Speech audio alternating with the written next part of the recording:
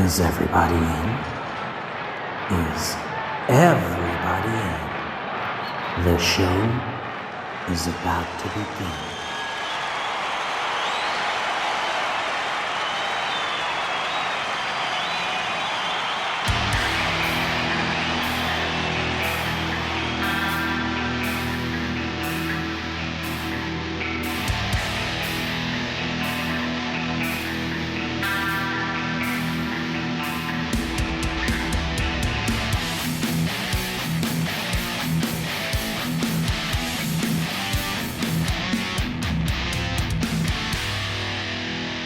Hey guys, welcome to this week's episode of Concerts That Made Us. I'm your host Brian, and before we get into this week's episode, the answer to last week's music trivia question was, of course, the Eagles.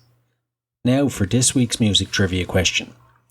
Which rock frontman used to earn $8 for smoking cigarettes as part of a science experiment at UCLA? Now, let's get straight into this week's episode. My guest is Lance Ingram from yesterday's concert podcast. Lance has been to over 750 concerts, and he decided to turn his experiences into a podcast. It's a hugely interesting and entertaining podcast that, if you like this one, I recommend checking it out. Anyway, let's hear all about it from the man himself. So, let's get on with the show.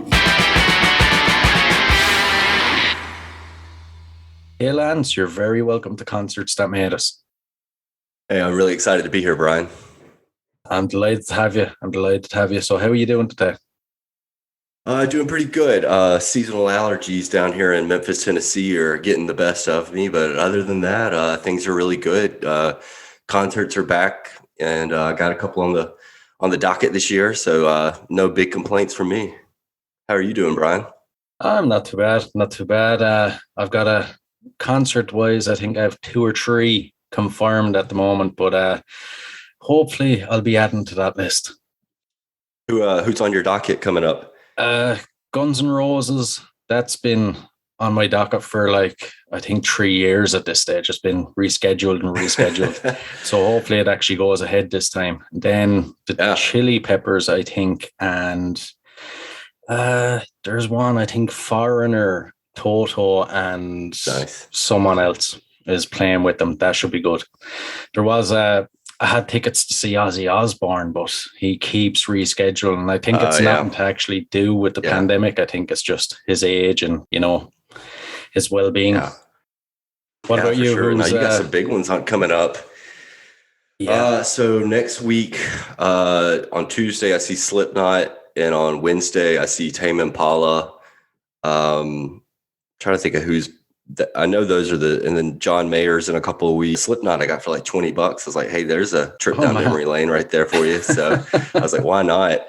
But yeah, so it's, especially the fall. I've noticed the fall is really starting to pack up. And so it's cool to see things come back, and they're coming back with a vengeance, it seems like. Yeah, exactly. That's something I'm actually hugely jealous of you guys over there in the States. Like, you could literally have a concert every night if you wanted to. Yes, like ours, we really we'd be lucky to have one a month, Yeah. I guess we're lucky in that way. My wallet and bank account think otherwise. They tend to disagree with you on that. Yeah. I could imagine. So, the reason we're here today, you have a pretty interesting podcast that I think my listeners are going to love. Yesterday's concert. Would you like to tell us about it? Yeah, sure. It's not your normal music commentary podcast. It's more, I tell people it's a lot like Serial, but in every way except for content wise. There's no murder or intrigue as far as my show goes. But yeah, I take what I call my jam journals. So I've been to more than 750 concerts, and I take pages and these little diary-like experiences, and I turn them into audio dramas. I add lots of soundscapes and effects and things like that, and try to bring the stories to life.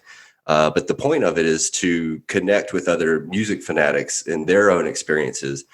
Just because, my favorite band and their favorite band are different doesn't mean that there's not shared experiences in going to these shows and understanding and feeling things, because, for music fanatics, these concerts are going to be mile markers for people's lives. Like, I mean, you're building your summer and your year around going to see Guns N' Roses and Red Hot Chili Peppers. Those are going to be big days for you this year. So that's what I wanted to connect with other music fans about. Is just, these are really big moments in our lives. And, we often all have these same stories. We just don't get to tell them very often. So I'm just trying to bring these stories to life for other people. Yeah. I've listened to a good few of your episodes now, and like the production quality is on another level.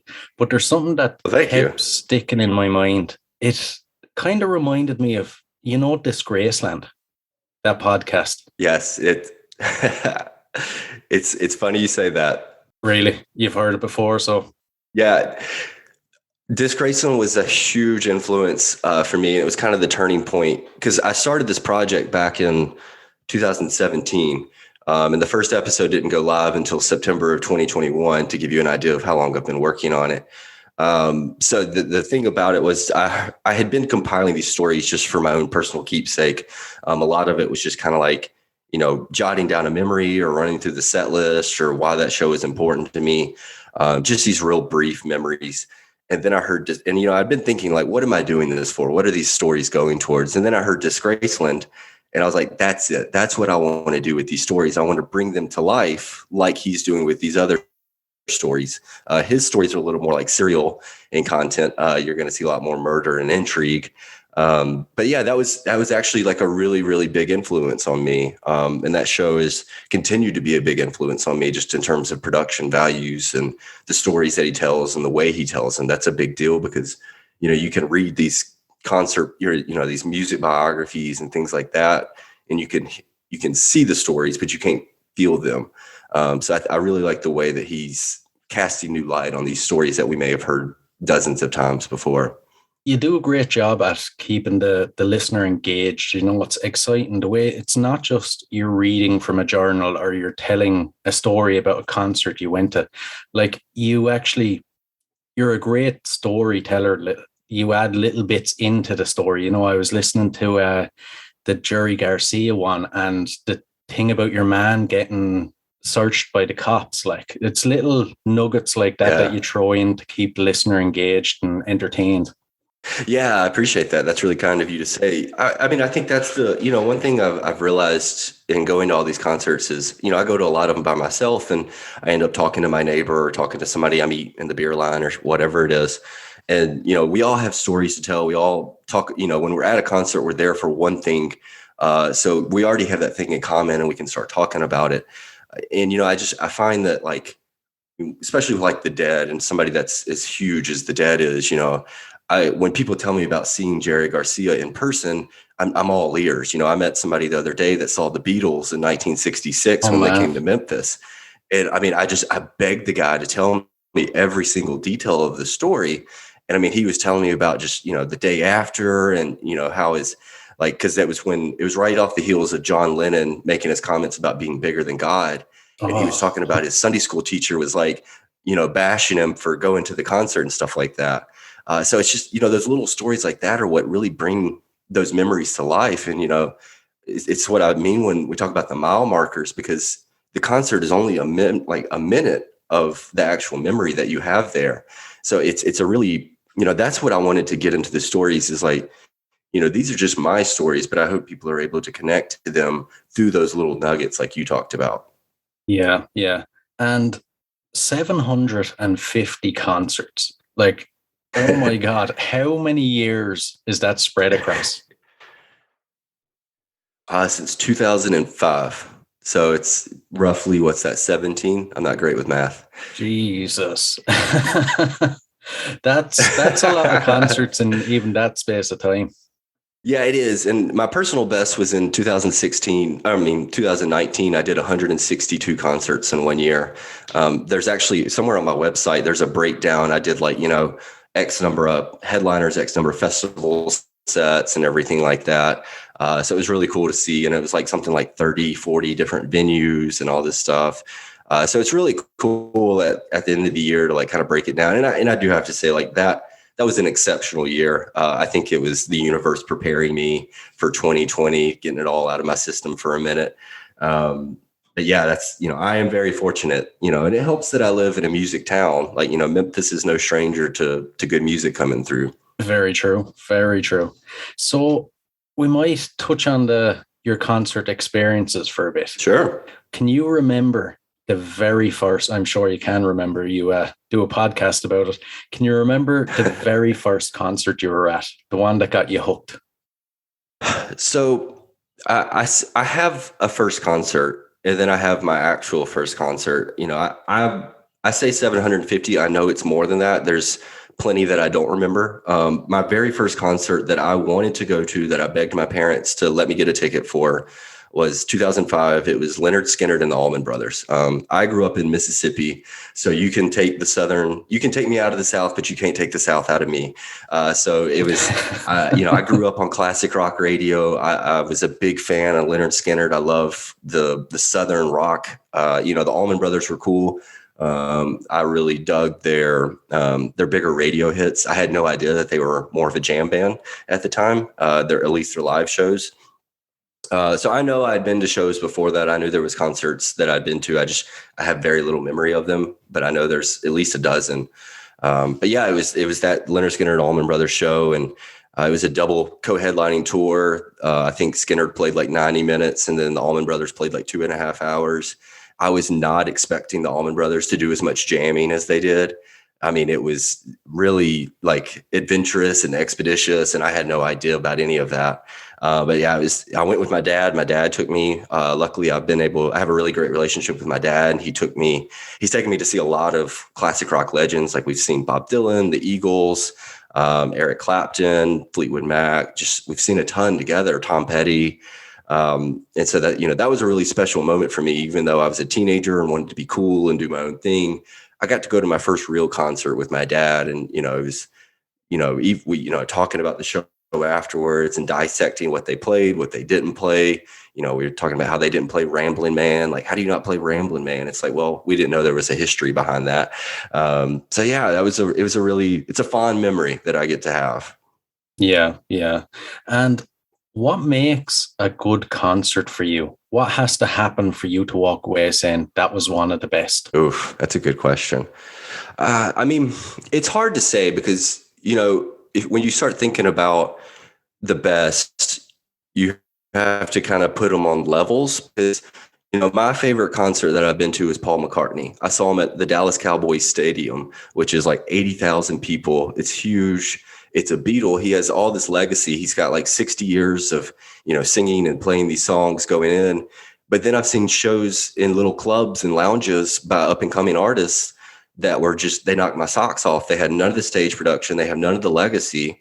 So it's kind of like comparing apples and oranges in a lot of ways, because how do you compare those two things? It's two completely different ball games. It's like football and baseball. They're both sports, but they're two different games. So for me, it's about, how does the music translate in the room? How does the emotion attach to you? And that's kind of, again, going back to the mile marker thing, like those Beatles songs, I grew up with those songs like everybody else. I mean, everybody grows up with the Beatles. That was the first time I ever cried at a concert, is when he played Something by George Harrison. That to me, that's what translates, is how does it connect on my experiences and my relationship to the band? And I mean, then, you have the club shows to somebody that's new and up and coming. They're hungry. They want to impress you. They want to go out of their way to really put on a good show, because they may not be able to have enough gas money to make it to the next show if they don't. So to me, there's just a multitude of things that can go into it. It's just the hunger and the drive of those young artists. And then it's just, how do you connect with the bigger ones? And, are they phoning it in? Especially some of these legacy artists, you can really tell when they're phoning it in. And, but I try not to have a negative perspective on a lot of these things. I mean, I'm very fortunate to see the artists I get to see and get the songs that I get to hear. So I try not to take a negative spin on it. I try to take away what's the good from the show, what was enjoyable about it. So, it's just, there's a lot of factors that go into it. And, even something like, who are your neighbors? Who's sitting next to you? Because that can ruin a show. You can have noisy neighbors that don't know when to shut up, that they're too drunk and they throw up on your shoes. I mean, we've had that happen before. We were at a Chris Stapleton concert and somebody threw up on my wife. And it's just like, that completely ruined our evening. Man. So, it's just like, I could ramble on about this forever as I'm doing right now. But it's just a lot of factors that go into it. There really is nothing worse though than when your neighbors are just like, I was at a concert before and I don't think I can remember who it was. It could have been Ed Sheeran maybe, but I suppose it goes with the territory with Ed Sheeran. It was a younger group of people and they weren't there for the music. They were there for a good time. Every single one of them had had too much to drink. They were falling all over the place. And when I think of that concert now, that's what I think of. I don't think of the songs or the production that went into it. That's what sticks out in my mind first. So you're right. It does have a huge impact on the concert for you. Yeah, and it's sad that it's like that because I can remember I'm a really big Dave Matthews Band fan, and I made this really epic journey to go see them in St. Louis when I was in college. And I was on one of the first rows of my section, and right in front of me was the VIP section, and each section had like a company sponsor name on it, so it was clearly owned by whatever company. And the one right in front of me was clearly like the CEO's daughter and all of her friends. They did not care one lick about the show. I think they spent most of the show with their backs to the stage. They took more selfies than they did pictures of the concert. They were ordering drinks like it was going out of style. And it was really distracting. It was a major bummer because I'd made like a pretty wild trip to get up for this concert, and they're just completely distracting me from the entire show. I mean, that's something I've kind of come to expect with Dave Matthews shows at this point, but it is a bummer when your neighbor can't be cool. But for every show that gets ruined, I have 5 more that were excellent because I had great neighbors, neighbors that, really got into the show with me or pumped me up. So I try not to focus on those as much, but it is sad how people can't be a little more respectful. Yeah. That's something that really irritates me though. People that, like you said, they were taking more selfies, they had their back to the stage and they were in the VIP, their seats that true fans would actually kill for, you know what I mean? And they couldn't have cared less that they were in there. Like, I don't know, I don't know, it drive me nuts. It's terrible. There's a local festival here called Mempho Festival. And it was like one of the first few years they did it. And I was part of the street team and I ended up like getting enough ticket comps or whatever that I won some super VIP tickets. These weren't just VIP tickets. They were super VIP tickets. So this meant like open bar, open catering, massage tables, like literally chandeliers hanging over couches, these like premium viewing spot seats. And when the headliner was back and me and my buddy, I got to take a friend with me, and me and my buddy were down at the front, like on the rail, like 10 feet away from Beck. And I look back and literally like everybody's just sitting under the chandeliers, drinking beer and pounding oysters. And I'm like, what do you like? You paid an exorbitant amount of money to be in the spot and you're not even paying attention to the music. What are you doing right now? Like, this is Beck up here and you're just sitting there pounding oysters. Like, what's wrong with you? But I mean, I guess, I don't want to hate on those people because it's their money. They're allowed to do what they want. They bought the ticket. So they're allowed to enjoy it however they want. They weren't hurting me. I just have a different perspective on how to enjoy concert, I suppose. Yeah. And with so many concerts under your belt, would you go to a concert now just for the sake of going, or does it all have to be someone you're really into? Oh no, I definitely go just to go. Like Slipknot this upcoming Tuesday. Like, I mean, I like Slipknot. They're good, and they definitely are a pioneer, a big name in the new metal scene and just metal in general. So I'm definitely wanting. And I liked them a lot when I was a teenager. They got that teenage angst out of me. So I mean, I'm definitely going because there's some personal connection. But I mean, it was a $20 ticket, and why not? They're coming to town. I try not to just go to go. I'm trying to scale back.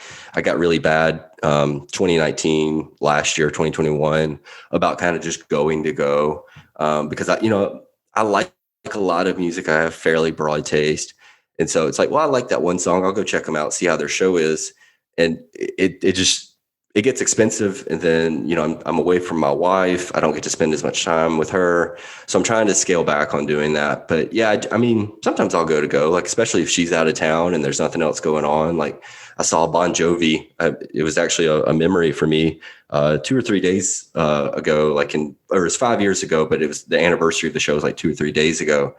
And it was a $20 ticket. My wife was out of town. I was like, yeah, sure, why not? I'll go see Bon Jovi. It was terrible. It was absolutely awful. It was one of the worst shows I've ever seen. And so, I mean, like, it is what it is. But yeah, I'm trying to scale back on just going for going. I'd love to know where you're getting these $20 tickets. I don't think I've ever even seen a $20 tickets. Like over here, it's 60, 70 euro. But I can definitely agree with Bon Jovi. I seen him, it was either 2018 or 19. It was just before the pandemic. And the same, the worst concert I've been to. He's like a guy that should have stopped maybe 10 years ago, Yeah. He mailed it in. Like he really mailed it in, and his set list was awful. When I think about Bon Jovi, I think about 1980s, power ballads, classic rock legend. I mean, he's got the songs. Like, there's no doubt about his catalog. He's got a lot of great songs and a lot of great hits. But he was on an album tour. He had just come out with a new album, and there was a stretch of like 7 or 8 songs that were all off his new album. And I mean, it's just like, dude, you have too many hits to play 7 or 8 songs out of 20 songs strictly from this one new album. Like, you just can't do that. And then, like, I mean, there was these 2 women probably in their early 40s sitting next to me, and they came in wine drunk. They were ready for some John. I think they were going to take their tops off for him if he had like asked them to. And, when he came out, they were so excited. And then by the time he got into those 6 or 7 new songs, I overheard them. They were sitting there talking about bath towels. They were completely disengaged from the concert. And I was like, how bad does it have to be that these women that are wine drunk, so excited, they're sitting there talking about buying new linens for their bathroom instead of paying attention to the concert? And I couldn't even get mad at them. Like, and like finally at the end of the show, he's like, all right, from here out, it's nothing but the hits. He played like 3 hits and then he was off the stage for the night. And it's like, dude, that's a terrible set list. Why would you do that? Like, it just completely ruined me ever wanting to try to see Bon Jovi again. Yeah, it was the exact same for me. It was the hits at the end, but even at that, I'd say it was 3, maybe 4. Like, and it wasn't even his biggest hits, When you get to that level or that stage in your career, you have to know what the crowd wants. Obviously you're going to want to play your new music, but you've got to keep them engaged. Like, every second song, do a hit and sprinkle the new ones in amongst them, But as well, he kept trying to dance, and it was like watching your drunk grandfather trying to dance. Like, it was embarrassing, Yes. Yeah. I remember he made a comment because he had people sitting behind the stage. And he was talking about, like, he was shaking his butt and he's like, y'all might have the best seat in the house or something like that. And I was like, dude, that's weird. You're literally like 60 years old shaking your butt and people are behind you or staring at it. Like, this ain't Bruce Springsteen Born in the USA cover or anything. Like, calm down, man. Yeah. So, but I mean, I want to go back to your point about, the new stuff. Like, I got to see Neil Young, and he was coming, Neil Young constantly puts out new albums. And Neil, it's an interesting conversation because you start thinking about like artistic integrity versus what do the people want to pay, the people that paid, what do they want to hear? And it's a hard balance for especially legacy artists because, we want to hear the hits, but they've been playing the hits for 50 years. They probably don't want to play that hit ever again. And when they come out with this new album, they're probably excited about playing it just because it's something different. And, that's a hard balance. I feel for those legacy artists in that position because, from an artistic perspective, that's a really big, complicated issue you have to work through when creating the set list. Talking about not wanting to mail it in, that's how you mail it in is when you play the same songs every single night. That's one of the reasons I love the jam band world is because they play such different sets every night. Mm-hmm. But, that's when I saw Neil Young, he came out and opened with the 40-minute Down by the River. I mean, how like 40 minutes of just jamming. It was incredible. And then, he played several new songs in a row right after that. But it's like, dude, you just jammed the heck out of Down by the River. So it's really hard for me to complain about anything you're playing right now. So it's a really hard issue for him. I feel for him in that situation. Yeah. He, I'd say he's definitely one that knows how to keep the crowd happy though. Oh, absolutely. But absolutely. I've heard I've heard some horror stories about him over the years that he can be real grumpy when on stage. And, if things aren't going his way, he'll easily walk off the stage. So it could be a bit iffy going to see him in case he's not in the best form. And there's a lot of artists that are kind of like that. Like Jack White, I've read a lot of stories that he's a lot like that. And, you know, I think I think that's when the artist needs to kind of take a step back. And that's what we're talking about. Like, we did pay to see you. It's kind of like I'm a big basketball fan, and the Lakers, they were booing their team a couple nights ago because they were playing so poorly. And, all these commentators are like, they have no right to boo their team. Like, what kind of fan are you? I'm like, no, they paid hundreds and hundreds of dollars to have those courtside seats. Like, and if they're playing like absolute garbage and not showing up, they have a right to boo their team if they want. Like, I think that's fair. So, I think that's where the artist kind of has to step off their pedestal and say, these people paid for a show. If I'm not playing what they want to hear, that's on me because they might be getting mad, but it's up to the artist to find a set list that makes both parties happy. And it's definitely possible. I've seen tons and tons of artists, legacy artists, do a good balanced mix. So, I think that's where, they're having to make a decision. Yeah. Yeah. Is there a concert that you've been to that you wish you hadn't have went to, that it went so badly? Definitely that Bon Jovi one. I would have rather sat at home and just kept listening to the power ballads on the radio. Yeah. There's nothing that I regret going to see. I can think about one time going to see Dave Matthews. I was in Chicago. They were hosting a festival in Southside Chicago. It was at this completely new site that they were opening up for festivals. It was literally a testing experiment to see if they could do it. It was literally at the end of the train line, and I had to take like a bus to get to the festival grounds. And this is all so I had volunteered. The only way I could afford to get into the show was I had volunteered to work at the festival. And so what they made a deal that if you worked like 4 or 5 hours a day, you got to see Dave Matthews every night for free. So it was a pretty good deal. So I had the early shift that day. And so I had to be at the festival grounds at like 9 a.m. or something like that. And so I had taken the train all the way down. I was waiting on the bus, and I got on the bus, and it was in a rougher part of town. And I was not met with the kindest of people. There was a gentleman on there that was threatening to break my glasses and shove the shards into my eyes. And, he was lunging at me and threatening to kill me. And everybody else on the bus was laughing at it. And when he got off the bus, he slammed the glass where I was sitting and just making some threats at me for, just being on the bus and being obviously not from the area. So that was really scary. And it ended up being one of the greatest Dave Matthews shows I'd seen that night. But, it was definitely not a situation I want to find myself in again. Yeah, I don't blame you. It's back to that whole thing of one bad experience kind of overshadows the concert. Exactly. Or the memory, at least. Exactly. Yeah. Jeez. Is there anyone that people, maybe your friends, would be surprised that you've seen? Someone that isn't your usual go-to? Probably not, honestly. I'm a big believer in no guilty pleasures. You like what you like and you shouldn't be ashamed of it. I don't see any reason. Like, a lot of people, I got into Taylor Swift in 2010. That was on her Speak Now album cycle. And a lot of people made fun of me because I was a guy in my 20s who liked Taylor Swift. This was before she was the big pop culture phenom that she is today. She was still kind of that country artist that sings about heartbreak and ballads and all that good stuff. So, I got a lot of flack for it, but I really didn't care because I saw something more in her music. I saw that there was a lot more that she was capable of than what people were giving her credit for. And, so what if they want to mock me for liking what I like? That's on them for trying to gatekeep, because there's something great in every song and every artist for someone. And there's no reason that you shouldn't enjoy what you enjoy.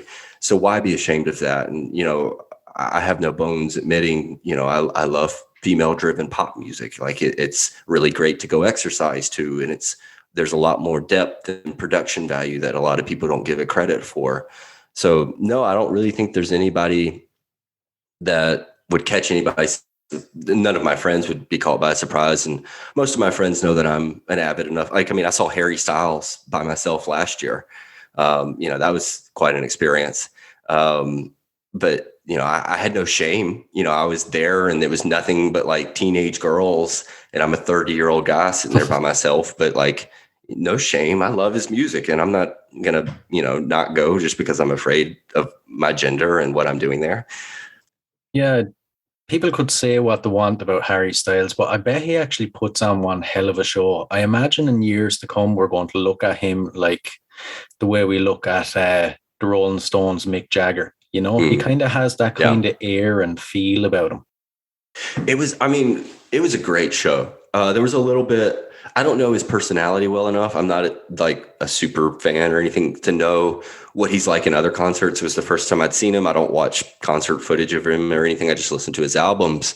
There was a little bit of that kind of phoning it in. It was pretty obvious he plays the same exact set list every single night. And, I really felt bad for the guy because it was a lot like Beatles Mania, because the girls were just screaming the entire show. Every time he opened his mouth, they were screaming just because, there was a row in front of me, surrounded by young women, but there was a row in front of me of teenagers that before the show, like they were just like, one of the girls would be like, Harry's going to be on in such amount of time. And they would just start just screaming at his name. And, I was thinking, I was like, you're just so overwhelmed by the experience of this man that you're losing context of what's happening around you. And so I felt really bad for him because, every time he would just speak to the crowd, they were just hypersexualizing him and screaming at everything he did. And, I was like, you're an artist, I do know enough about him to know that he views himself as an artist. He takes a lot of pride in what he does. And I felt bad because he's just being sexualized instead of being taken seriously as an artist. And like you were saying, I think people are going to look back in 20 years and say, like, he has some really great albums, and when he's on his theater tour, when he's 65 years old, like, I think the songs will really be appreciated then. And that's going to be a really cool experience. Yeah, it will. He's one of a few music stars nowadays that are actually like that. You can see him, even if you're into his music or not into his music, you can see he has the longevity to last, Definitely. Yeah, he's not going anywhere. He'll never be Taylor Swift levels. I do think he's got more hits than Jackson Brown. So, he'll be around. He's not going anywhere. I think if anything, it may come to a personal point with him where he's just going to pursue art in art's sake rather than just doing albums or doing music in any way. I really have no projection of his trajectory. But I do think you're right. Like, I think he's going to be around for a while. I don't think we're going to lose Harry Styles anytime soon. Yeah. Speaking of him doing other things, I seen in the news last week that he's after launching a fashion line or something, and I think he has Mick Fleetwood. Yeah, he does. I saw those pictures. Yeah, those are hilarious. Like, the pictures of Mick are worth it, man. It's so funny. If anybody's listening and hasn't seen it, go look up Harry's Instagram. There's pictures of Mick Fleetwood posing in like satin clothing and stuff. It's incredible. It is. Yeah, it is. I think he's probably the only person that could actually get Mick Fleetwood to do that. Definitely. It's so unexpected.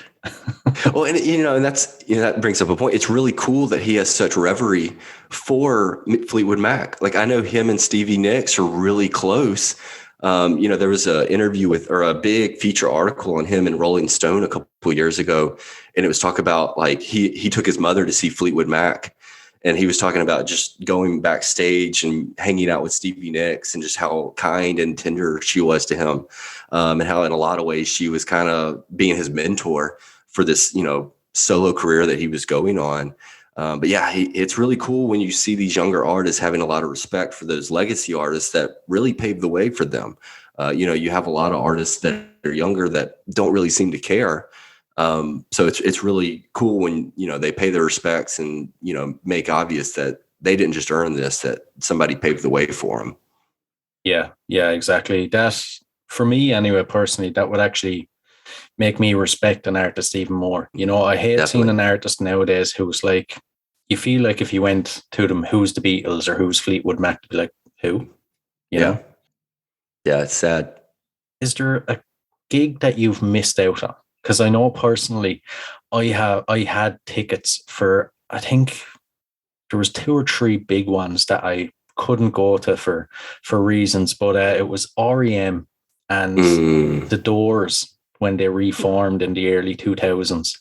wow. And I'm a massive Doors fan. Like, that would be, if I had made it to that, even if they completely phoned it in, I would have been in heaven, just to Yeah. be there and experience that.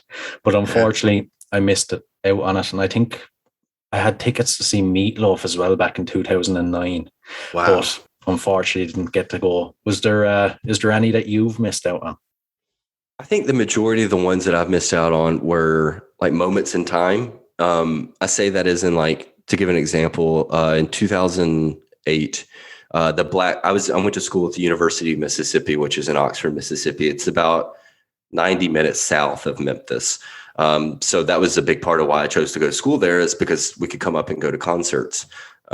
So the Black Keys were coming to a little club here in Memphis. And I mean, it was like a 1,500 seater, and they were fresh off their Attack and Release album. And I think tickets were like $25, $30 tops.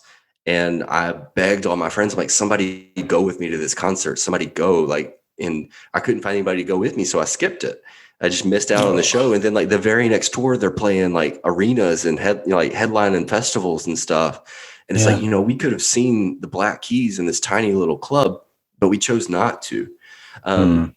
So, I mean, aside from like the big legacy artists like Zeppelin and all that kind of stuff, I'm really fortunate that I've been able to see most of the people that I've really wanted to see. I mean, there's still a laundry list of people that I'd love to catch. But I mean, I think a lot of it is just that moment in time of catching an artist on a specific tour or right before they blew up. Like, a good example is I got to see Casey Musgraves play the Ryman Auditorium. I think that's in season 1, actually. And now she's headlining arenas, and the Ryman Yeah. is such a revered music venue. And, to see her there in that small setting and that venue, but now she's playing arenas, that's just a really cool story. And that's kind of what I mean by catching them at a specific time. Like, I guess last year I had tickets to see Phoebe Bridgers, who's just one of my absolute favorites. Punisher is one of my top 5 albums of all time. I had tickets to see her, and I ended up having it was like a 4-hour drive on a Monday night, and I was going to have to drive home after the concert. So you're talking about 3 a.m. getting home. And I ended up having this huge work meeting the next day. And I was just like, there's no way I can come into this meeting being tired. So I had to just eat the cost of the ticket. And Oh. that was a major bummer, because Phoebe Bridgers in a lot of ways was kind of like my safety net for the pandemic. Mm. I would take these really long bike rides and listen to Punisher on repeat. And it was so cathartic for me. And so to miss out on that really hurt. It was really sad. And she kind of going back to what I was saying, like, she's not going to be playing these small venues for much longer. I mean, she's such a No. big name in indie music right now. I mean, she's really going to explode and become bigger. So that was a major bummer for me as well. So nobody quite like REM or The Doors, but yeah, I've had a few. Yeah, yeah. And I'd normally, when I'm speaking with musicians, I'd normally ask them this question, but as a concert goer, do you prefer the intimate, smaller venues or the large arenas? It depends. It depends on the show, because like I saw Tame Impala last year, and I mean, it was just, to imagine that show in any other setting wouldn't have worked, because it was, big stage production, lots of lights, big video screens, and it translated with the music so well. Because I was talking to a buddy this week who was talking about seeing them at a club in like 2016 or something. And I was like, I don't even care. Like, it's really cool you saw them in a small club, but like, to see the large production that they had in the arena was worth it, in my opinion. Because, I paid to see part of that. I mean, it's like seeing Taylor Swift on the Reputation tour. It was in a giant stadium, but I mean, the stage setup was massive, and that was part of the show that made it appealing. I mean, there's definitely something incredible about seeing an artist in a small and intimate venue. The Foo Fighters played, it was what's the Fillmore New Orleans, I think is what it's called, in 2019, I think is what. And I had a ticket. It was originally scheduled for February, and then something happened to Dave, and he had to reschedule, and I had to sell the ticket. But I mean, it was like a 2,500 person seat room, and it's the Foo Fighters. I mean, Oh they could sell man. out. I mean, they sold out Wembley Stadium and stuff. So it's like, Yeah. to see them in that kind of setting would be cool. But I think you can only appreciate them once you've seen them in a large room. Like if I saw Tame Impala at the Ryman next week, that would be really cool because I've had that larger experience and I can appreciate the smaller room a little better.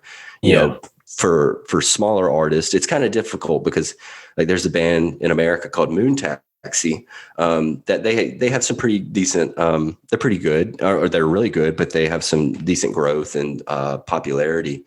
And I started seeing them in 2008, and the first show I saw them at was at a pizzeria in the middle of nowhere, Mississippi, and there was like 15 people there, and it was one of the most fun nights I've had in my life.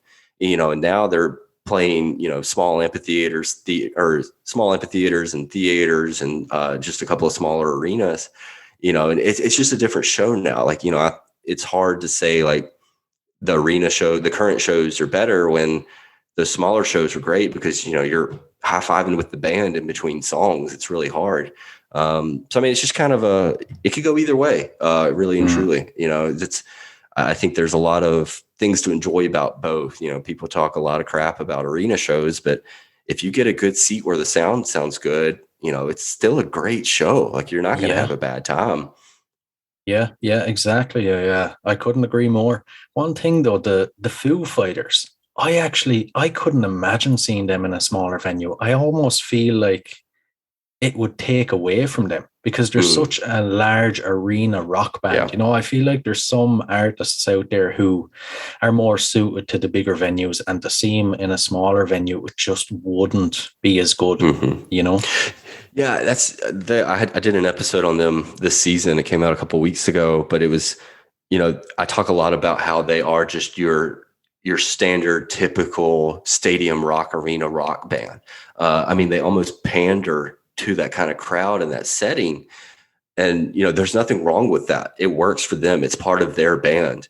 So, it would be. So I guess what I'm trying to say is like, yeah, it does work for them, but just to be able to see them in a smaller room would be neat because I've been able to see the Foo Fighters like 4 or 5 times at this point. So to see them in I'm a big fan of non-traditional concert venues. I love sidewalk shows and just things like, when they take something out of your arena or club or wherever and just put it somewhere new and different. I think it really adds a unique atmosphere. So to be able to, I think for the Foo Fighters, putting them in a small club would be that non-traditional venue for them. And it would kind of challenge what they're able to do. And that would be the interesting thing about seeing them in that, to me, is just, taking them out of what they're comfortable with. Yeah, actually, it'd be a pretty good test for them, actually. Yeah. We'll move on to the last couple of questions now. I'm intrigued to hear your answers. If there was an artist or performer from history, any stage in history now, that you haven't seen, but you could see in concert for one night only, who would it be? So I could probably, if I took time to think about this, I'd probably come up with a different answer. But the first artist that popped to my mind was Elvis Presley. Really? I grew up on Elvis literally for like 5 or 6 years of my life, young life. That's all I listened to. I literally did not listen to another artist except for Elvis Presley from like 2nd grade until like 7th grade. And I'm not exaggerating when I say he literally was the only thing I listened to. And, just growing up in Mississippi, I was a big fan of his, and just seeing a Mississippi boy that actually made it out. And, for a while I worked in Tupelo, Mississippi, where he was born. I got to work with the Elvis Presley product, I was pitching Elvis Presley birthplace to people all around the world. I literally had people that would come in from like Europe, and they would say like, is Lance here? We want to talk to Lance, because they knew I was the person that had been marketing to them. So that was a really cool experience. And that just, the Elvis Presley fan was really cool in that way. But, just even now moving to Memphis and living here now, Elvis is just kind of ingrained into the culture. And, I'm still just a big fan. And it's weird to think about him now because in a lot of ways he's underrated today. You don't hear him with as much reverie as you hear a lot of other 70s artists or things like that. And I think with his voice, he really should be, revered like Johnny Cash is. Yeah. I think that made because Johnny Cash had that late stage blossom right at the end of his life. But, I would definitely go see Elvis, probably like a 72, 73 show. I wouldn't want to see him in the 50s, but definitely like those early 70s years before he just went too far. Oh, Yeah. man, that would have been great to have seen him. Yeah, yeah, definitely. He'd be probably the top of my list as well. Awesome. I've said it on the podcast before, but I'm a huge Elvis fan, and knowing that you're based in Memphis, I was hoping he'd come up. I didn't know Oh, how you'd absolutely. feel about him, but I'm the same from the age of, I'd say, 4 or 5 until I was 13 or 14. All I'd listen to every week with my pocket money, I was buying new records. I'd say I have close to everything he ever recorded, you know. But yeah, Brian, how I think we like just became best friends. I think we just became best friends. yeah, yeah. But like living in Memphis, is there like a constant Elvis thing there? Like, I know I don't mean like Graceland's there and everything, but Mhm. like, do people talk about him? Is he loved the way he would have been when he was alive? Not like when he was alive. Definitely not. His memory. That's kind of what I was talking about when he's underrated. His memory and legacy is definitely starting to fade, and it's pretty apparent. I even I've read a lot about like Graceland. Their ticket sales have gone down every year. It seems like, and I may be completely incorrect on that. So please don't hold me accountable. But I know Graceland is not what it used to be. I mean, it's incredibly expensive. It's like $100 to tour the place. Jeez. But I mean, he's definitely like, there's murals, there's statues. Like our local sports teams always have like an Elvis night or something like that, where they incorporate it, or they do like like they have the mascot dressed up like him and they put him in a bobblehead or something like that. I mean, so Mm, he's there, but you don't hear him talked about. Like, it's kind of, I imagine it's like living in Paris and you have the Eiffel Tower. Like, it's just part of your commute to see the yeah. Eiffel Tower. It's not something you stop and, recognize, you know, like, I mean, because the thing about Memphis is like, we also have Stax Records, we have Sun Records, and we have, Big Star was from here. Like, Big Star is one of the best bands in the world, in my opinion. Mm, And, Ardent Studios, there's a really great restaurant across the street from Ardent Studios, which has a ton of history, incredible. Like, Led Zeppelin mixed an album there, ZZ Top, Jack White, the White Stripes. I mean, just tons of history in the studio. And I didn't know where it was. And the restaurant across the street, I was sitting in the window eating my lunch one day, and I look up and was like, that's Ardent Studios right there. Like, oh my gosh, like Led Zeppelin has been in that building before. So, I mean, like, it's just weird. Like, it's just part of Memphis. Like, it's just part of who we are. And, when you have something every day, you just kind of start to overlook it, sadly. And I think a lot of people have lost perspective of the significant impact that Elvis has made. And, I don't think his legacy has been preserved as well as it could have been. And because mm. of that, I think he's starting to fade in a lot of ways, and, not seeing the recognition that he needs to or deserves to have.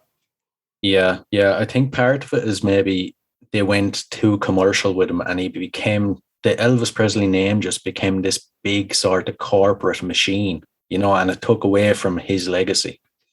And sadly, those late stage years of his life, he was a parody of himself. I Mm, mean, he did nothing to enhance his own brand. And sadly, he died a parody. I really wish, this is maybe cynical of me, I don't know, but I really wish he could have lived to bottom out and really hit a low and then have to mm. rebuild his career, kind of like Johnny Cash in a lot of ways. Like, I mean, Johnny Cash was playing clubs before he really had that, he started working with Rick Rubin and really blew Yeah, up again. So, I mean, I really wish he had been able to live and rebuild his career, because, I mean, he died a parody. And, that's unfortunately, I mean, we talk about aging grandparents and things like that. Like, that's your last memory of that person, is when you see them in the nursing home passing away from dementia. You don't want that memory to be your final thing, but that's often how they're remembered, because that's the last thing you see of them. And I think Elvis is suffering from that because he had become such a parody in those late stages. yeah, yeah. That's a very good point. All right. Have you been to Graceland yourself? I went when I was a little kid. It's probably been, gosh, 15, 20 years since I've been at least. Oh, it's been more than that. Thinking, I just realized how old I am. And I'm like, yeah, it's probably been like 25 years. So yeah, I went when I was a kid. My parents took me. Incredibly moving. I remember getting really emotional when it came up to his grave. Even as a kid, it just kind of really, they do a really great job of presenting it. It's a lot like seeing the John Lennon Memorial in Central Park. It's just a place of Yeah. reverence, and it's really quiet. And then you really take time to memorialize the person in that space. Yeah, yeah.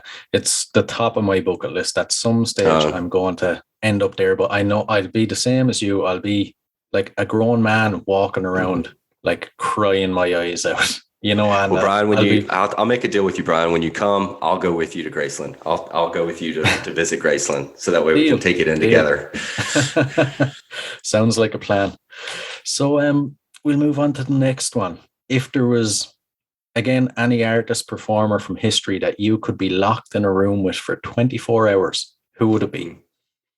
Whew, that's a tough one. It's a good one though.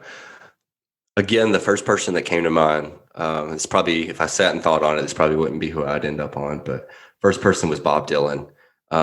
He's such a strange guy. He's so peculiar, and he misdirects with his answers so often. I feel like it would take 24 hours in a room with him to actually start getting real with him. Yeah. I think you could do a 2 hour long interview and you'd barely scratch the surface, but you have breakfast, lunch, and dinner with the guy. I feel like you might start to get to know him. And I'm just on a really big Bob Dylan kick right now. So yeah, I'd probably go with Bob Dylan. That'd be cool. Yeah, yeah. I actually feel like similar to what we were saying about Neil Young, he's known for being grumpy, but there's also something about him that he's very intimidating. I'd almost be scared to be in a room alone with him, He can be so It'd be intense. Yeah, yeah. And I actually don't think 24 hours would be enough. I'd say you'd need 2-3 weeks, and then you'd start seeing the real Bob Dylan. Yeah, it's very possible. I don't know. I read his autobiography, and the whole time I was just like, man, this is I don't understand. It was just such a different perspective on his life in a lot of ways, because I've read No Direction Home and saw that really in-depth look of a fly on the wall of what he was like in that period. But then, you read his autobiography and it's just like, it's so different, and even like I was listening to an interview with Keith Richards this week, and I was just thinking about like, you live in such a different reality than the way people view you. Like he's almost so lackadaisical about his life in the Stones, when it's like, the interviewer, I think, was doing a good job of like, no, it's the Rolling Stones. Like, you don't understand. And he was just like, yeah, we were just laying down riffs. It wasn't any, and it's like, no, that was wild. Like that was Wild Horses, man. Like that's more than just a riff. So, it'd be, yeah, I mean, I think you're right. I think it would probably take some time. He'd probably be too guarded for just 24 hours, but man, it would be cool to be in his presence for that long. It would, as intimidating as it would be like a lifetime experience. Yeah. And the final one. So if there was a song that could appear on the soundtrack to your life, what would it be? Oh, that's a hard one.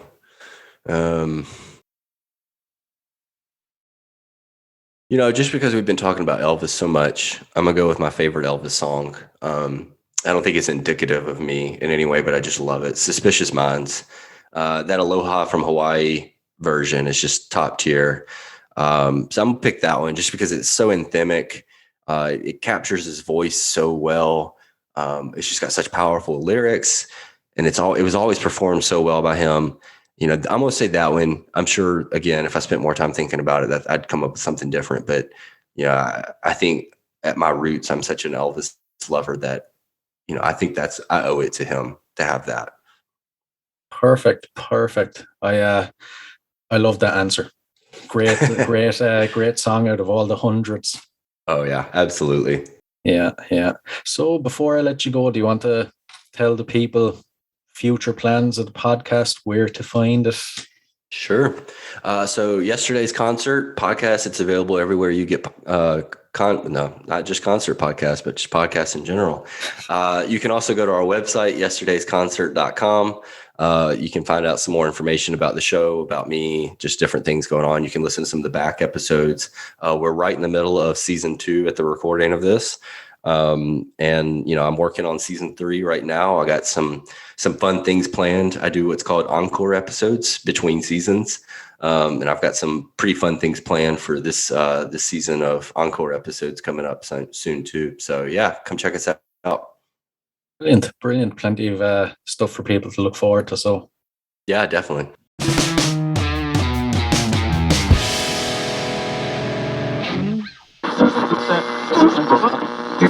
Hello everyone, I am Matthew Thomas, the spirit of Super Cool Radio, and if you're looking for a great podcast that features the best independent and up-and-coming bands and artists, then check out my podcast, Super Cool Radio. Each week I deliver fun interviews, and every Friday I spin some killer music. You might not know some of these bands that I feature, but I guarantee you will love them. Check out Super Cool Radio on YouTube, Rumble, Anchor, Spotify, iTunes, or the streaming platform of your choice. Tune in and rock out! Super Cool Radio! Hey guys, I really hope you enjoyed this episode. I for one surely did. Now, if you enjoyed this episode, be sure to rate and review us on iTunes. Your 5-star review will be read out on the show. And don't forget, you can now rate us on Spotify. You can find and follow us on all social media at Concerts That Made Us Podcast. And don't forget to check out the website at www.concertsthatmadeus.com. And if you'd like to support the show, you can do so by signing up at patreon.com/Concerts That Made Us. So, until next time, keep rocking.